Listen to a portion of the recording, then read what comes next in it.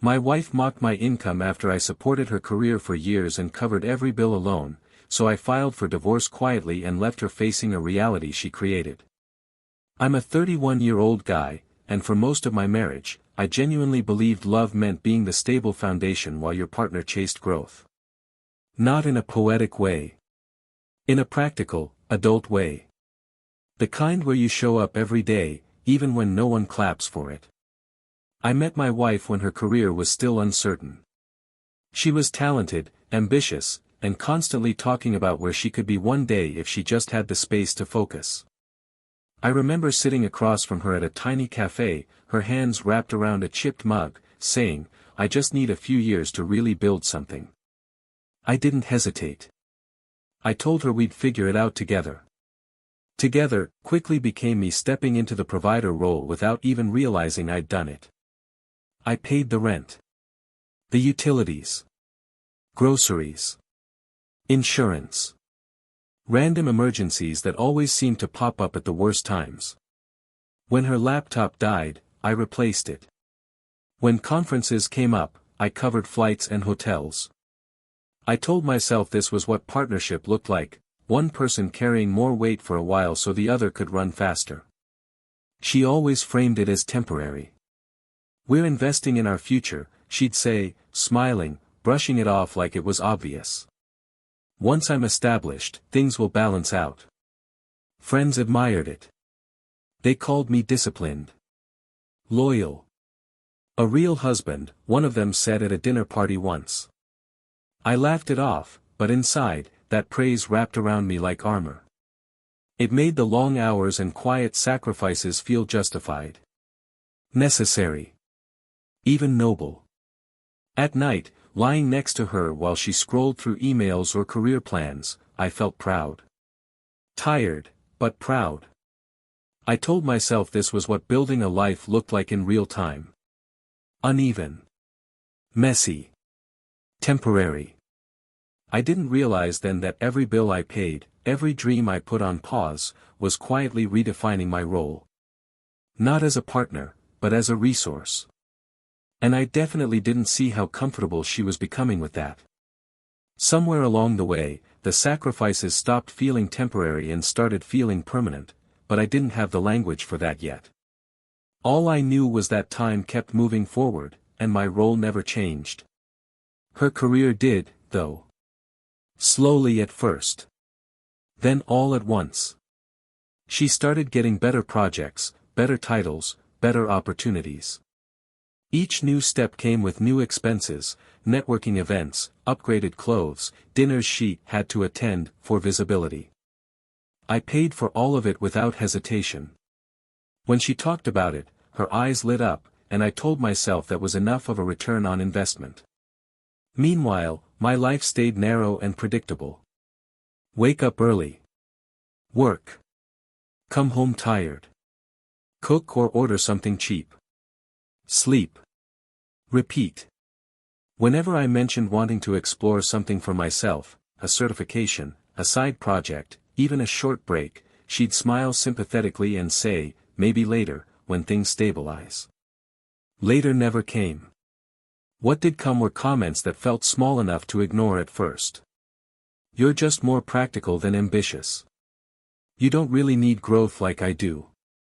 She'd say it casually, sometimes even affectionately, like she was explaining a personality trait instead of drawing a line between us. At gatherings, I noticed how she introduced me. "This is my husband, he keeps things running." Not "this is the man who supported me" or "this is my partner." Just, logistics. Infrastructure. Friends still praised me. "Man, you're holding it down," one of them said after hearing how much I worked. I nodded, smiled, absorbed it like fuel. Their approval filled the space where her appreciation used to be. But at home, gratitude faded. My contributions became background noise, expected, unquestioned, invisible. When bills got paid, it was normal. When stress hit, it was my fault for not earning more. I started to feel like my value existed only in what I could provide, not who I was. And the scariest part? I was still convincing myself this was just a phase. I didn't realize yet that something else was growing alongside her career, something quieter, colder, and aimed directly at me. The first time she said it out loud, it wasn't during a big fight. That's what stuck with me the most. We were standing in the kitchen on a Tuesday night, the kind of ordinary evening that barely registers in memory until it suddenly does. I was reheating leftovers, the microwave humming, the apartment dim except for the light over the stove. She was scrolling on her phone, half listening as I mentioned being passed over for a raise at work. I shrugged when I told her, trying to keep it casual. It happens. Budgets are tight. She laughed. Not loudly. Just a short, amused exhale. Well, she said, still looking at her screen, it's not like your job pays much anyway. The words landed harder than I expected. I turned to look at her, waiting for a smile, a follow-up, something to soften it. Nothing came. Just scrolling. Just indifference. I tried to joke back. Damn. That's cold. She finally looked up, rolled her eyes. Oh my God, relax. It was a joke. You're so sensitive sometimes. Sensitive. That word stuck. It always did. I told myself not to make a big deal out of it. Couples tease each other. That's normal, right? But later that night, lying in bed, I replayed it over and over. The casual way she'd said it. The assumption that my income, and by extension, my effort, was inherently unimpressive. After that, comments like that started slipping into conversations more often. When friends talked about promotions, some people just aim higher. When bills came up, if you made more, this wouldn't be stressful. Each time, she brushed it off as honesty. Or humor. Or motivation. Meanwhile, I started editing myself. I stopped talking about work as much. I downplayed my stress. I laughed along when she teased me in front of others, even when my chest tightened and my ears burned. I didn't realize it then, but something fundamental shifted that night in the kitchen. That was the first time she didn't just rely on my income. She judged it. And once that door opened, it never really closed again. Once the comments started, they didn't stay small for long. They grew teeth. At some point, my support stopped being something she appreciated and became something she expected, like gravity. Rent was just there. Groceries appeared. Bills got paid. Emergencies were handled. She didn't thank me anymore, because in her mind, this was simply how things worked. Whenever I tried to talk about finances, the conversations shifted fast. I just don't want to feel limited, she'd say, crossing her arms. Other couples don't stress like this. I remember sitting at the dining table one night, spreadsheets open on my laptop, explaining how tight things were getting. I pointed at numbers, tried to sound calm. Logical. Adult. She sighed loudly and pushed her chair back. Maybe if you were more driven, we wouldn't be having this conversation. That one didn't even come with a laugh. Her lifestyle expanded while my margin for error disappeared. She upgraded her wardrobe. Took more trips. Signed up for memberships I didn't use. When I hesitated, she accused me of holding her back. You knew who I was when we got married, she said once. I can't shrink myself just because you're comfortable. Comfortable. As if working non-stop to keep us afloat was some kind of luxury. I started to notice how easily she spent money she didn't earn. How confident she was that I'd figure it out. She'd swipe her card, hand it to me later, and say, just put it on the joint account. No discussion. No hesitation. At home, the atmosphere changed. Conversations felt transactional. If I was tired, she was annoyed. If I was stressed, she was impatient. My exhaustion became an inconvenience to her ambition. I still told myself this was normal growing pain. That strong marriages go through imbalances. That once she was fully established, she'd remember who carried her through the hard years. But deep down, I could feel the shift. I wasn't her partner anymore. I was the safety net she felt entitled to stand on. And the higher she climbed, the more weight she expected me to carry, without question. It was a Friday night, a casual dinner with a few friends at a trendy restaurant downtown. I thought it would be fun, just a low-key evening, but by the time appetizers arrived, I knew something had changed. She had this smile, the kind that doesn't reach her eyes, and I noticed the way she leaned in, subtly controlling the conversation. At first, it was little digs. "Oh, he's so good with numbers, but, you know, the company he works for isn't exactly prestigious." Laughter rippled around the table. I laughed too, forced, but it felt hollow, like swallowing gravel. My chest tightened. I could feel my face heat up, my hands gripping the wine glass like a lifeline. Then came the real jab. She turned to our friend, animatedly. "I mean, he's great at keeping our bills in check, but it's not like he's making six figures or anything. It's practical." The room erupted in laughter. I could see the polite smiles, the awkward chuckles, the way my friend tried not to look at me. I wanted to vanish. I wanted the floor to swallow me whole. I swallowed the hurt, nodded, and muttered something about budgeting and efficiency, but it was like throwing a pebble into the ocean. The damage was already done. Later, as we walked back to the car, I tried to speak. "Why did you say that?" My voice cracked. She laughed softly, brushing it off. "Oh, come on. I was just teasing. You know I love you." But love didn't feel like humiliation in front of everyone I knew. Love didn't sting like a public reminder that all those years of sacrifice, paying rent, covering trips, keeping life stable, were invisible, except as a punchline. That night, lying in bed, staring at the ceiling, I realized something chilling. The people I thought respected me might actually see me the way she did. The dependable one. The practical one. The one safe to mock quietly. And in that quiet, dark bedroom, I felt the first real crack in what I thought was a partnership. I didn't know it yet, but that crack was only the beginning.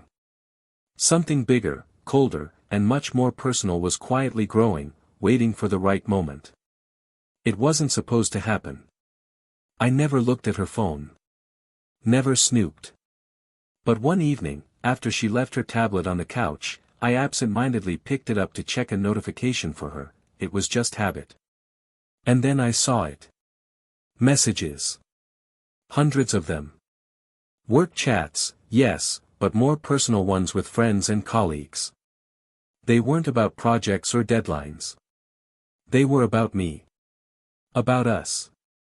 About how he barely earns enough, about how he's holding me back, about how grateful I should be for her patience. I froze, the tablet burning in my hands. My heart thumped, my stomach twisted. I read more. She had been venting about me for months, mocking my income, my job, even my looks. Some of the messages weren't just complaining. They were planning.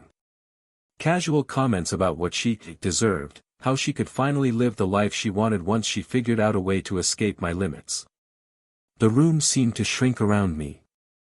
I could hear the fridge humming, the faint street noise outside, the way the apartment smelled like the faint perfume she always wore. Everything felt the same. But it wasn't. Nothing was the same anymore. I felt betrayed in a way I didn't even know was possible.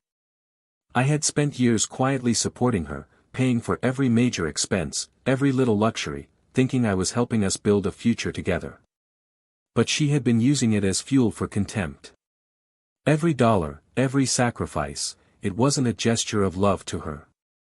It was a lifeline she didn't even value.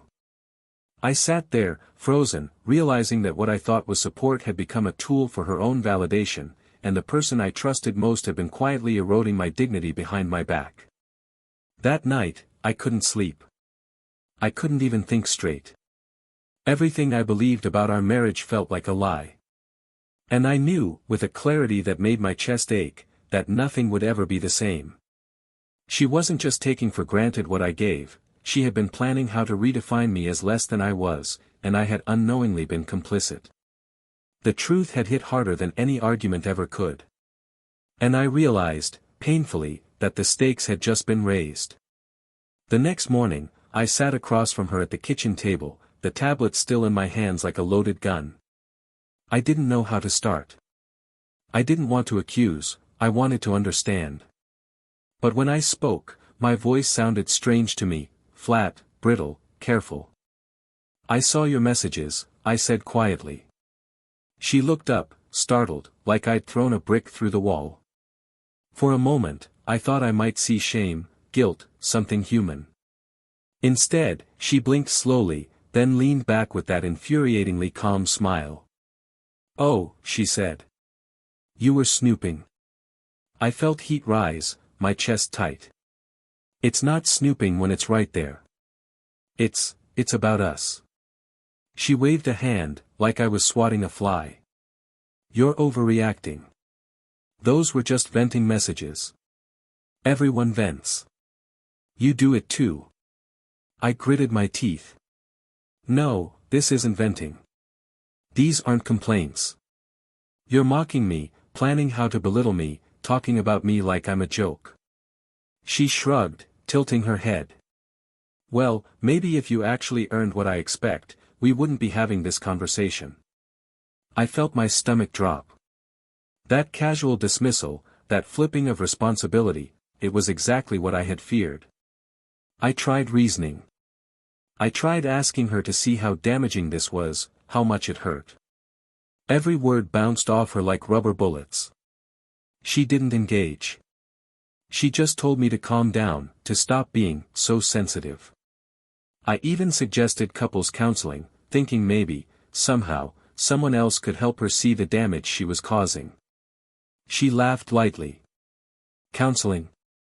You mean talking to a stranger about my life while you complain? I don't think that's necessary." By the end of the conversation, I was exhausted, emotionally drained, and fully aware that my attempts to fix this were pointless. I wanted to scream. I wanted to cry. I wanted her to realize even a fraction of the betrayal I felt. Instead, I sat there, silently, feeling the first real seed of detachment. Because for the first time, I knew, no argument, no therapy, no conversation would bring back what we had. And I understood, bitterly, that the only way forward might be walking away. But I wasn't ready to leave yet, not until I had a plan. And that realization alone terrified me. After that day, something inside me started to fracture, almost imperceptibly at first. Every time she made a casual remark about my practical job or limited income, it chipped away at me. Every eye roll, every laugh in front of friends, every dismissive comment at home slowly stacked up, like invisible bricks pressing against my chest. I began questioning everything I did. Was I really too sensitive?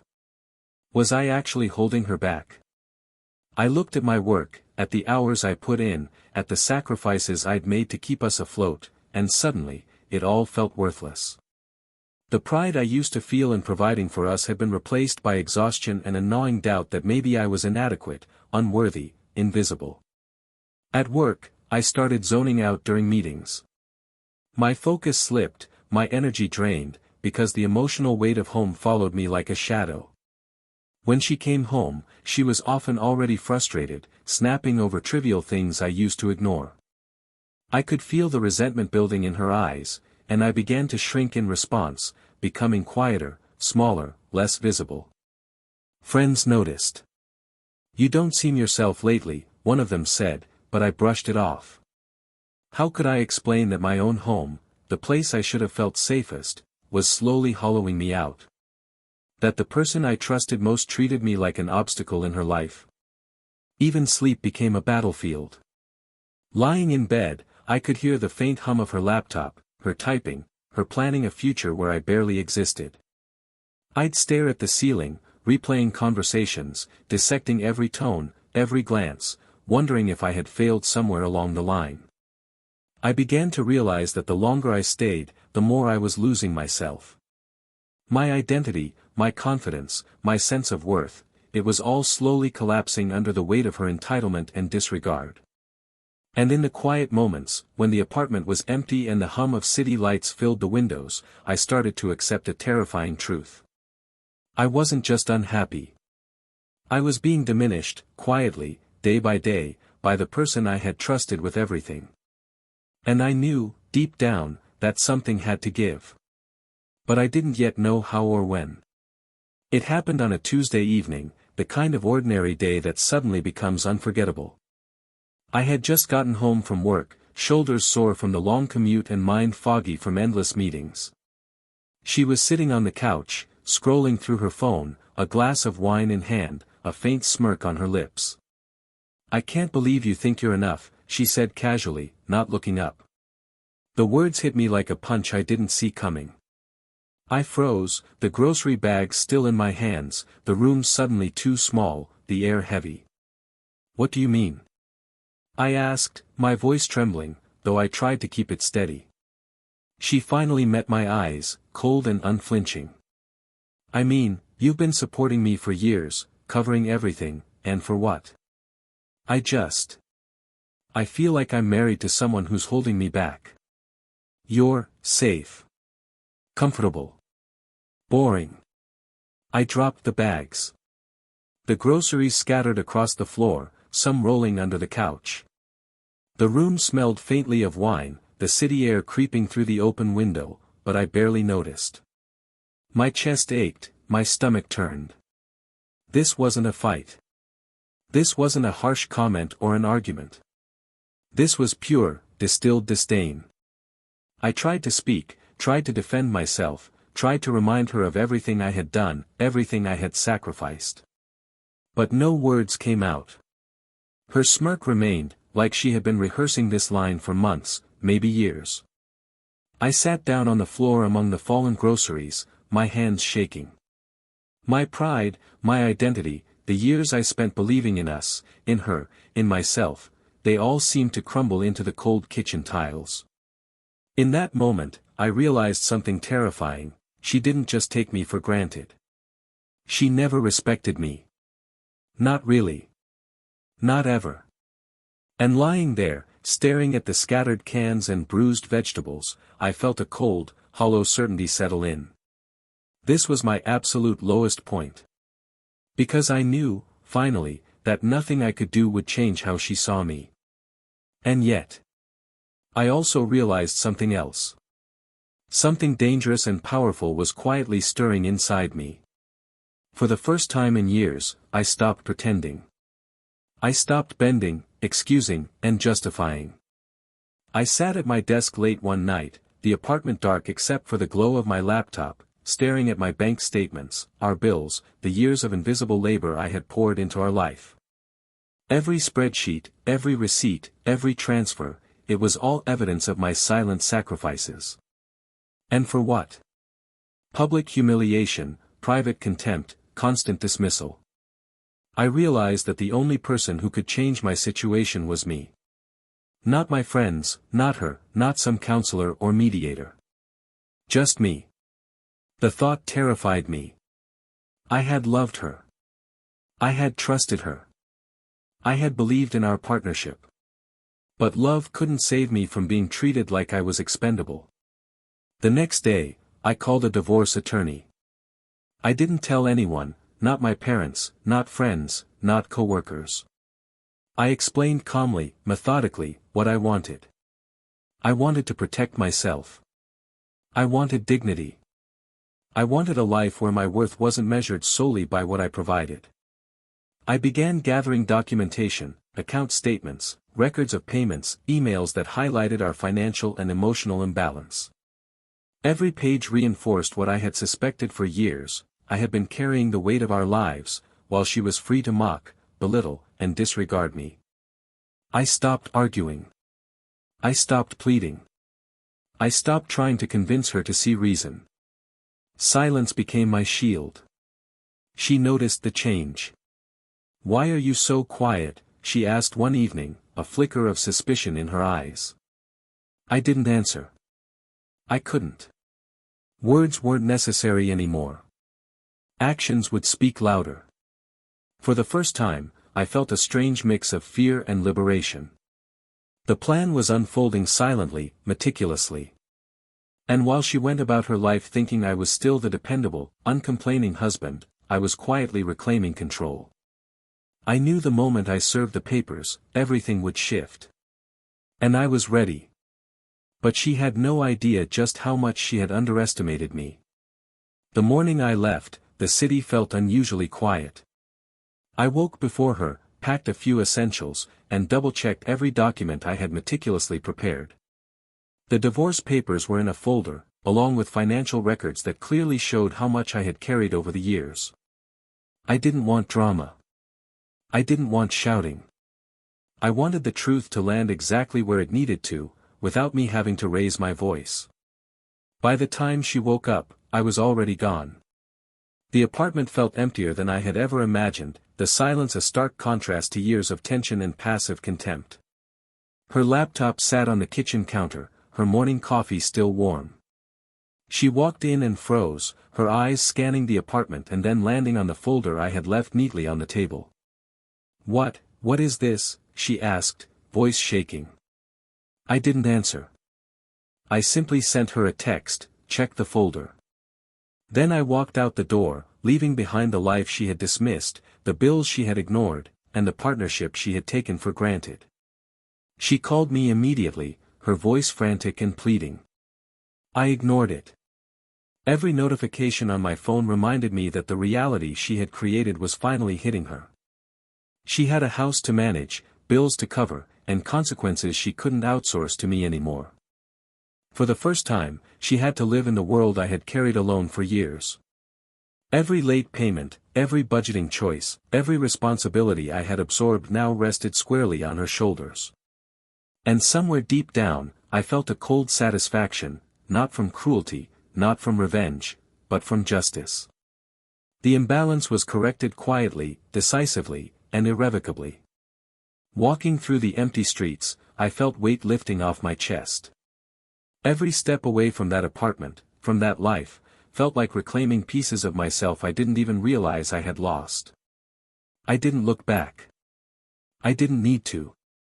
Because for the first time in years, the future belonged entirely to me. And she was left to face the consequences she had helped build, with no safety net beneath her this time.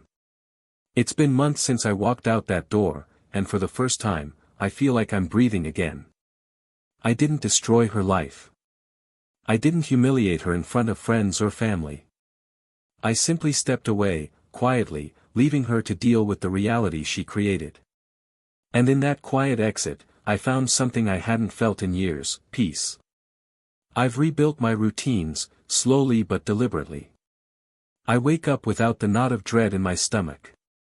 I cook my own meals without judgment. I invest my time and energy into projects that matter to me, and in small ways, I feel my confidence returning. It's not flashy.